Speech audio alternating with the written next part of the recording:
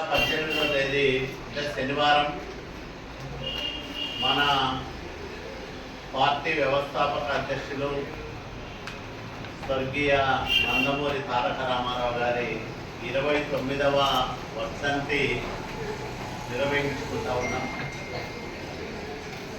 ప్రతి వర్ధంతికి మనం రక్తదాన శిబిరాన్ని ఏర్పాటు చేయడం ఆనవాయితీగా వస్తూ ఉంది. ఎన్టీఆర్ మెమోరియల్ ట్రస్ట్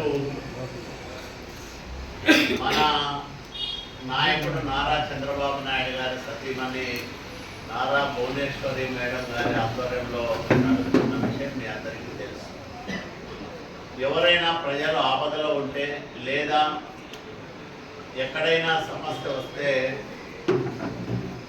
మెడికల్ పరంగా ఎన్టీఆర్ మెమోరియల్ ట్రస్ట్ విశేషమైన సేవలు అందిస్తూ ఉంది.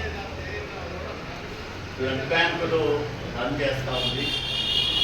ముఖ్యంగా తలసీమియా వ్యాధిగ్రస్తులకు ఎక్కువగా ఈ రక్తాన్ని ఎన్టీఆర్ మెమోరియల్ ట్రస్ట్ ఆధ్వర్యంలో ఉచితంగా ఇస్తారు.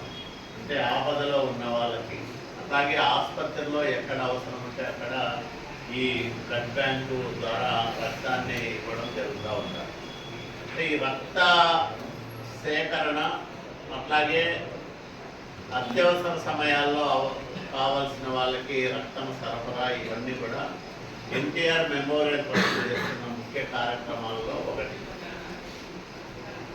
అందువల్ల ఈ సంవత్సరం ఆంధ్రప్రదేశ్, తెలంగాణ రాష్ట్రాలలో 30,000 మందితో రక్తదాతలతో రక్తాన్ని సేకరించి భద్రపరచాలనేది లక్ష్యంగా పెట్టుకున్నారు.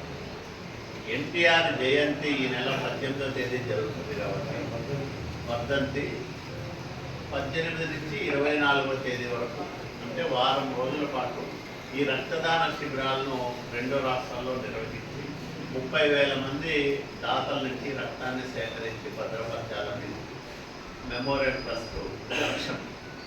ఆ లక్ష్యాన్ని సాధించడానికి తెలుగుదేశం పార్టీ కుటుంబ సభ్యులుగా మనమందరం కూడా మన వంతు సహకారాన్ని అందించాలి.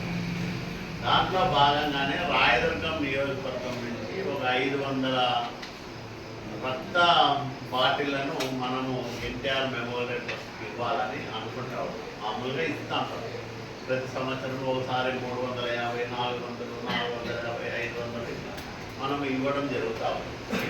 ఈసారి కూడా ఒక 500 మంది దాతల నుంచి రక్తాన్ని సేకరించి ఒక 400 ఎన్టీఆర్ మెమోరియల్ ట్రస్ట్కి, ఒక 100 బళ్ళారి విమ్స్ ఆసుపత్రికి. ఎందుకంటే మన వాళ్ళు ఎక్కువ ప్రమాదానికి గురైనప్పుడు వెంటనే వెళ్ళే ఆసుపత్రి బళ్ళారి ఆసుపత్రి కాబట్టి అక్కడికి కూడా మనం ఒక 100 బాటిళ్ళు అక్కడికి ఇవ్వాలని నిర్ణయం తీసుకుంటాం.